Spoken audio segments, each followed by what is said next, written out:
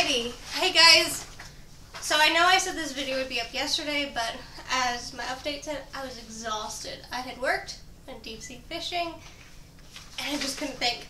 So today we are discussing this woman right here, Pele. Now how you spell Pele is P-E-L-E. For anyone who's not native Hawaiian, you may not be familiar with this name, but when I think of Hawaii, I think of Pele just because I've always been into mythology, since she was one of the first mythological figures out of Hawaii I learned about. Pele is the protector of Hawaii itself. She's the goddess of the volcano, and in Polynesian and Hawaiian myths, she is the sixth daughter born to, I'm going to slaughter these names, so I will put them in so you can see, but I'm going to try to pronounce them. Hami, the goddess of the earth, and Kain Morkai, creator of the sky and upper heavens. Now, she's one of six, and she was originally supposed to be another water goddess, like one of her older sisters, but we'll get into that when I start talking more about the mythology. Now, I did say I had a theory to this video dealing with the new Pokemon games that I will explain as I go along, but first I need to set up who Pele is. So Pele is not born on the Hawaiian island. She's born somewhere else, and many of the stories talk about how she came to the Hawaiian Islands. Mostly the popular story is that she was banished by her father due to her temper and fighting with her older sister, goddess of the water, Namakioki.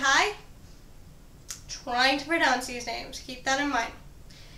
I mean, it's kind of very in your face that she's going to have a temper. She's the goddess of the volcano. She causes the eruptions. She creates new land. But at the same time, she's a very forgiving goddess. But again, I'll get to that later. I don't want to get too ahead of myself. Also, interestingly enough, Pele was supposed to be another water goddess. Her sister was supposed to be the upper water goddess, while Pele was supposed to be the lower water goddess. And I don't understand why all mythologies have some sort of sibling rivalry between one sibling falling in love with another's spouse. But once again, this is a story with Pele, which is why she's fighting with her older sister, because she tried to seduce her husband. So Pele tried to seduce Namakioki's husband. So that's why she's kind of banished. Now she has an older brother. He's not considered a god. He is called the King of Sharks. His name is Kamahoki'i, and he gives her this canoe to travel on. He's the reason why I have a theory. Now, Lupus Live came up with this theory of the new pseudo-legendary being a shark. This is the shark god, pretty much. He's the king of all sharks. His domain is one of the Hawaiian Islands. I'm going to do a video on him too, but this is not where my main theory comes in. So I agree with Lupus that probably our pseudo-legendary is going to be a shark. Now, Pele will travel across the sea with her siblings, including Kameoki'i, to Hawaii. They're going to land on Hawaii, and she's going to bring some of the early gods and goddesses of the Hawaiian culture. Now, her younger sister, Haki'i, who is also known as Haki'i Po Pele, she is the patron goddess of dancing and the hula. So she loves to dance and she loves the hula, and she's also an important part of Hawaiian culture because every time somebody does the hula, they're paying tribute to her. But there's just several things that are going on in this story of them moving, because she leaves with her brother, she leaves with her sister, and she leaves with a few other siblings that we'll talk about later on. Now, with the Shark King coming with them, you start to see this new movement of sharks towards the Hawaiian Islands, and I'll explain that more when I do the video on him. But before any major family drama can happen with Pele, there's 4 jealous snow goddesses that live on the mountains of Hawaii. And when Pele and her family land, they try to create their own pantheon, their own sanctuary for them. And these jealous snow goddesses will start to send blizzards towards Pele and her families. So Pele and her siblings are forced more southwards towards danger. Why is it danger? Well, her older sister's territory is there. Now, the family drama does not stop after Pele leaves the island she was born or when she reaches Hawaii. She uses her pea, which is actually a very long stick, on the island of Kauai. But when she uses her pea to hit the ground to try to create her own sanctuary, her older sister senses it and attacks Pele, leaving her for dead. Once Pele recovers, she travels to the island of Oahu, where she starts digging fire pits. This includes Diamond Head. So maybe we are going to get some sort of theory on some of the landscapes around them. Maybe we're going to get mythology theory that some of the craters around the islands were dug out by a god of the volcano or goddess of the volcano, this mythical creature that did this, kind of like Pele's myth. Now, after leaving her mark on the island, she travels to Molokai, then to create Maui, creating the volcanoes in Maui. So she goes to Molokai, then to Maui. Sound familiar? Same path they showed us taking.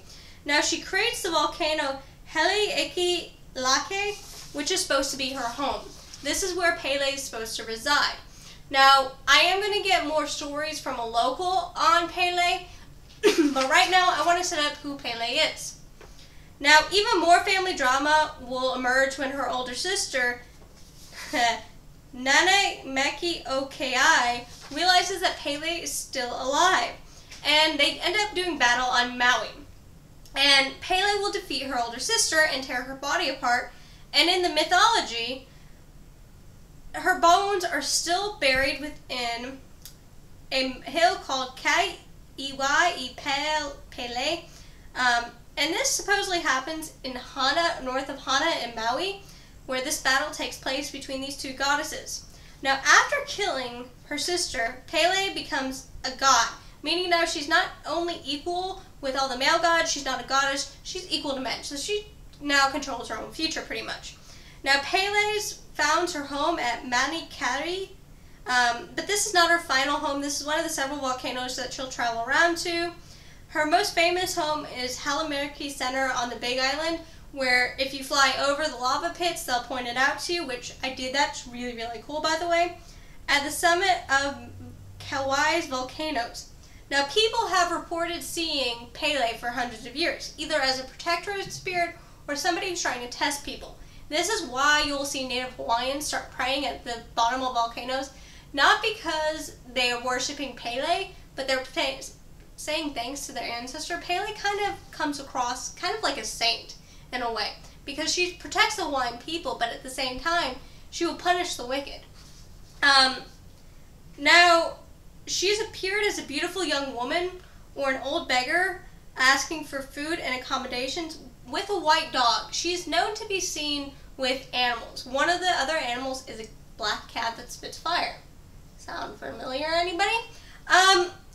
Now, if you're approached by an old woman and the person she approaches doesn't offer food and drink, she will be punished by either destroying, or Pele will punish them either by destroying their crops or their home.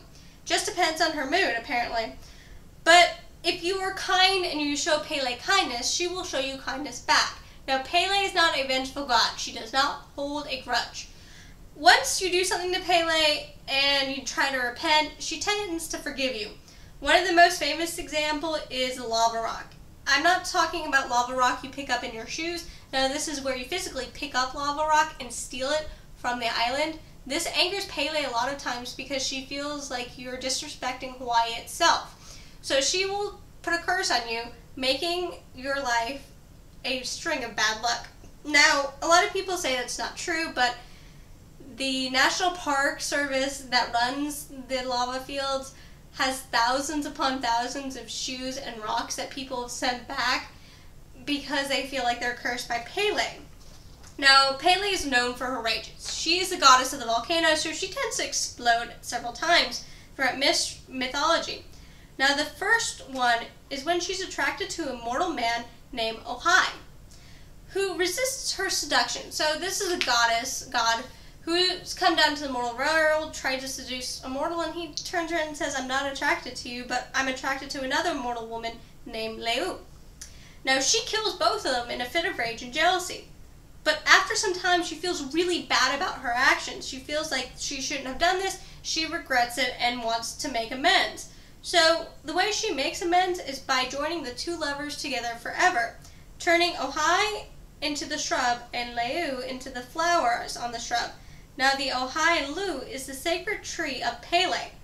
So I'm wondering if we're going to get maybe a kickoff to that. Maybe we're going to get some sort of sacred tree or something named after that. I have a feeling that Pele will play a part in Sun and Moon.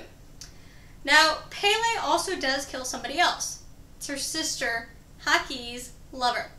And Haki will bring him back to life not once but twice, and Pele has to ask for forgiveness after the second time she kills him. But she ends up realizing that she has to let her sister go. Now, Pele is a main part of Hawaiian mythology, and this is my theory.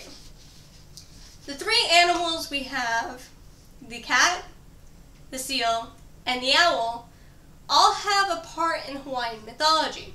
Of course, I talked about Pele's Volcano cat that spits fire and brimstone, and if you start cursing or doing evil magic, this thing's supposed to chase you through the lava fields. But you also have the owl, which her sister supposedly traveled with, and the seal, which is a link to her brother, the king of the sharks. Now, my theory is that maybe it's not an alchemic-based starter set. What if they're pulling off Hawaii's own mythology, and we're going to get Hawaiian-based starters? Just think about how cool that would be. Like, think about Lytton as a volcano warrior, or Rowlet as a hula dancer. And I know that one won't be as popular because it's not the cool factor, but if you think about what male hula dancers look like and how bulky they are, that's going to be really cool. Or even if Papaleo gets like some shark tool to use, like maybe a hook or something, that'd be really cool, but that's kind of, that one, Papaleo is my far off one. But I do believe Pele will play into the mythology of Sun and Moon. We already have Volcano, which is water and fire. And his abilities are built around the volcano. He destroys land, he creates land. Pele creates and destroys as well, but there's one thing that Volcano doesn't have that would make me believe more that they were pulling from Pele to create this Pokemon. He doesn't have the curse ability. Now, if they created a Pokemon off Pele, I figure it is going to be a fire type because she's a volcano goddess, but I also have a nagging feeling it's either going to be dark or ghost, which would kind of be cool either way. With Pele's abilities, I kind of see it as either a large dog-looking one, so kind of a wolf, or maybe even something more akin to Pele herself. Maybe we're going to see some sort of night marcher. If you don't know what Hawaiian night marchers are, look it up. But Pele's always been known for her abilities to curse. So I have a feeling that whichever one it is, one of the moves will be cursed. And I also have a feeling it's going to be found in that main volcano area. So that's my theory on the third legendary. I think we may end up with a Hawaiian Pele legendary, which would be really, really cool. But that's all I have for today. Next time I will be introducing some stories about Pele, how the locals view her, and how she's changed over time. Peace, guys!